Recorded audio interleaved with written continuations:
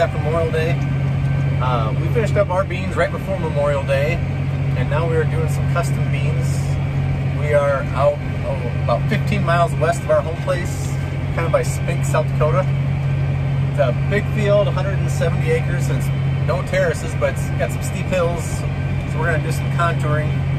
I'll kind of explain that later, but right now we're up on the hilltop doing some long straight rows, no-tilling beans in. Today's the first day. It rained almost all Memorial Day, Memorial weekend actually, and this is the first day back in the field since then, and it just got fit this morning. It was a little tough when I started, but it's going good now. We have sun and breeze, so it's going good. I'll kind of explain some stuff about the contour farming and what we do in the hills to help with erosion in our light soils. But we'll finish up these long straight rows, and then we'll talk to you about that a little bit.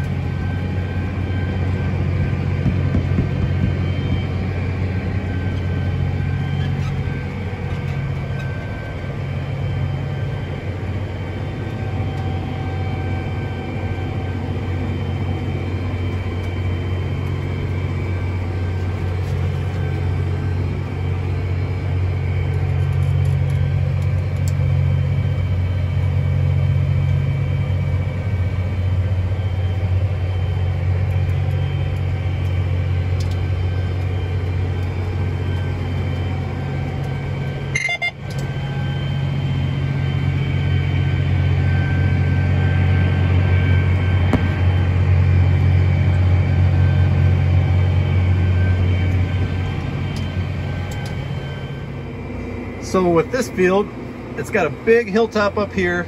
We ran long rows north to south. And we did that as far as I'm comfortable with to this hills, and then as it goes here, these hills drop off and they have ravines through here. So what we're gonna do is we're gonna contour this, as you can see the old rows of the corn, and try to keep the rows from going downhill at least possible. It's kind of a decision in between trying to keep the rows as long as possible for the combine and at least turning around, but not going downhill most possible too. It's kind of compromise to try to figure out what works best for each field. But I'm gonna record a line through here, and then I'll be able to repeat that line over and over. So I will record that line. I'll start talking to you guys again. All right, so I made my line on my GPS and I took it back, so I got one round done. I'll kind of show you. So here's the long rows, here's the contour, here's the long rows we've been doing. Now this gets steep in this corner, so now we took a contour line with the hills, so we didn't go straight back and forth. And what the idea is, when you get a big rain this summer, big 2-3 inch rain, that rain's gonna go down the rows. By going along the side of the hill, you don't give that rain and straight track down the hill. This farm used to be farmed north to south before we farmed it, and just straight up and down the hills, and the heavy tillage, and there's a lot of damage in this field, and it's taken us quite a few years now that we farm it to get this back into shape. These ravines here used to be big gullies that washed out across every year, and a combination of contour farming and minimal till or no-till farming, this field has really come along. And the yields have really come up too. The soil condition has came up. And we've done some dirt work with dirt blades, bringing some of that eroded soil from the bottoms down here, bringing that up in here and fixing it. And it really has come along. It's turned into a really good field. And then I'll take you on a ride and we'll show the contour as we go along. All right, now we're following that contour line. So you can see the old stalks. Since we're no-tilling, you can see how the line's gonna come here and over. And I got it in my recorded line, so the tractor's gonna follow that. It looks back there. We try to stay between the rows when no-tilling as much as possible. It's a cleaner line, but in the hills sometimes it's not possible to stay, but most of the time I keep it between the lines, between the rows anyways. And as you can see here, we're starting to take this contour over.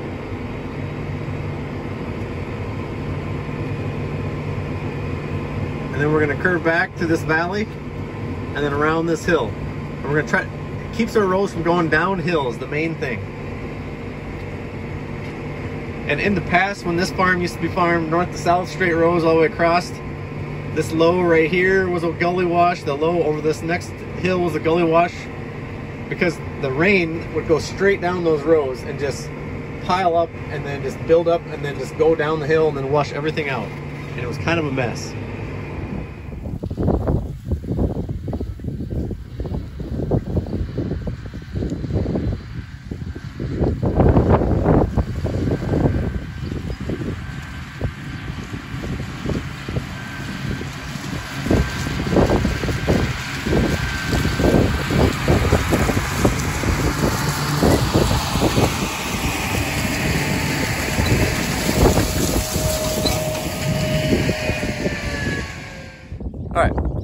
I'm gonna take you out and show you a little bit about our planter.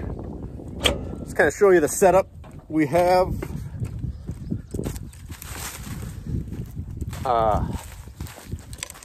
This is a 2008 1770 John Deere planter, NT with the bulk fill. We've had this since 2012. It's been a really good planter. I mean, this thing hardly ever breaks. A few hoses and just wearable parts we've done, the normal wear and tear, and we've put 15-some thousand acres on this. The setup we run is we run a wavy coulter in the front and just the standard John Deere rubber closing wheels in the back, and we've had really good luck with that. We don't run trash whippers. We end up with our hills. When it moves that much trash, we end up getting a lot of washouts on our end rows coming down the hills or anywhere we go downhill because it makes such a big groove in the ground. And this leaves a really discreet line and it cuts through all the trash. We had really good luck. These are unit mounted, so it's on the unit. So you do have to increase your down pressure. This has pneumatic down pressure because your airbag is actually pushing this coulter and your opener. So it does take, you got to go out and check your down pressure quite often and make sure that you're penetrating the ground enough because you got two things going in the ground. But yeah, and we run E-sets on these, standard precision planting E-sets. And then this is an Agleader back clutch. You can see this. What this does is the cover actually has a little plunger here, and that pops out and goes against the disc and kills the vacuum. So that is what runs our clutches. This is a 2008 model, so this did not come with factory clutches, the John Deere clutches, which I wish it did, because that clutch shuts the whole unit off, which is a little more precise. This just shuts the vacuum, so the unit is still spinning when it's shut off. Works really good in corn, but in beans, with the high population, the beans actually kind of shoot over top, and it does not totally shut off beans. It slows them way down, but I kind of wish I'd have known that when I bought that, but I guess. But those clutches have worked really good, and I've had air clutches before, and I didn't want to mess with those. Haven't had real good luck with those. But yeah, it's been a really good planter, and we pull it with a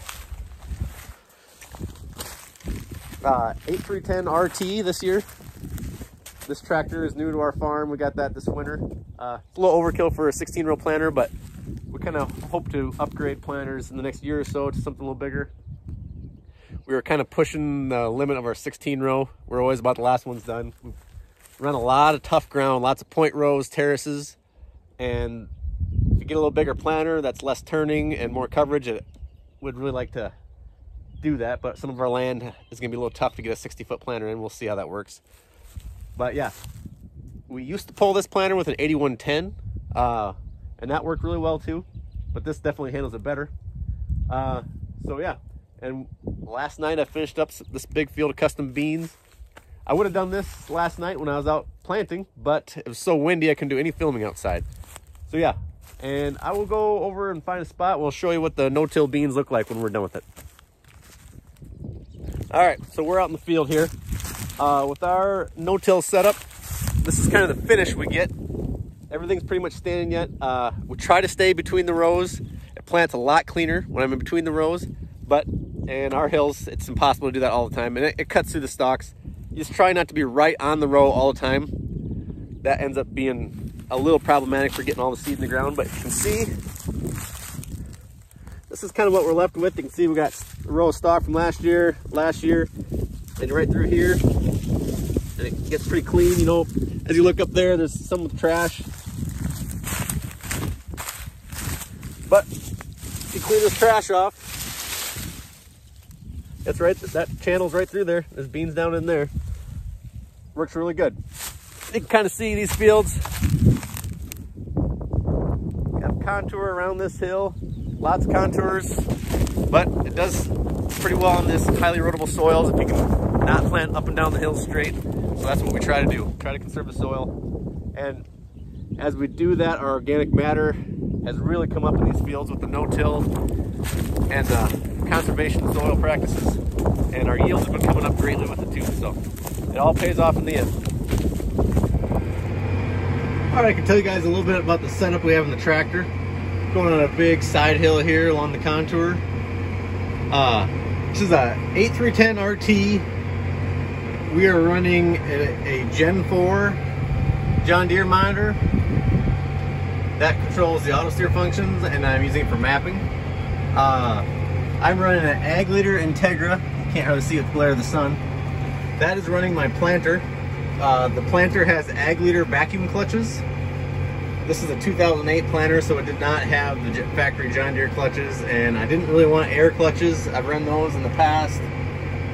So this one actually has a plunger that pops against the plate and kills the vacuum so the seed drops.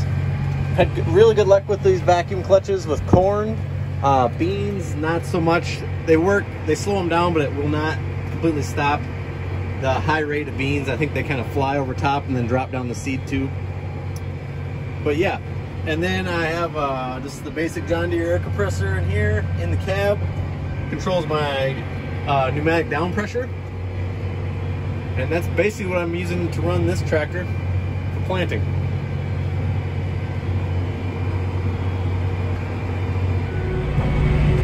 Well, that was our last major bean field for a customer. Finished that up last night, taking the planter home. It's about 18 miles, so it's gonna be about an hour drive home from the planter. That's right, no, it's a big field. It was worth going over there.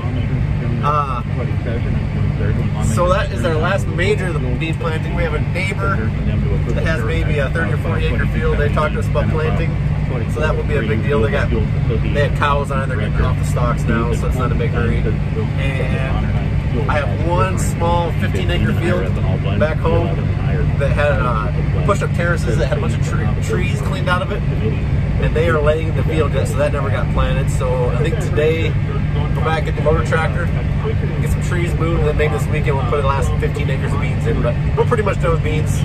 Just a little odds and ends to do. So yeah, that was our bean planting. Tried to explain a few things, how our operation works, and how we no-till beans in. Hopefully you guys enjoyed that. So yeah, thanks for watching, everybody.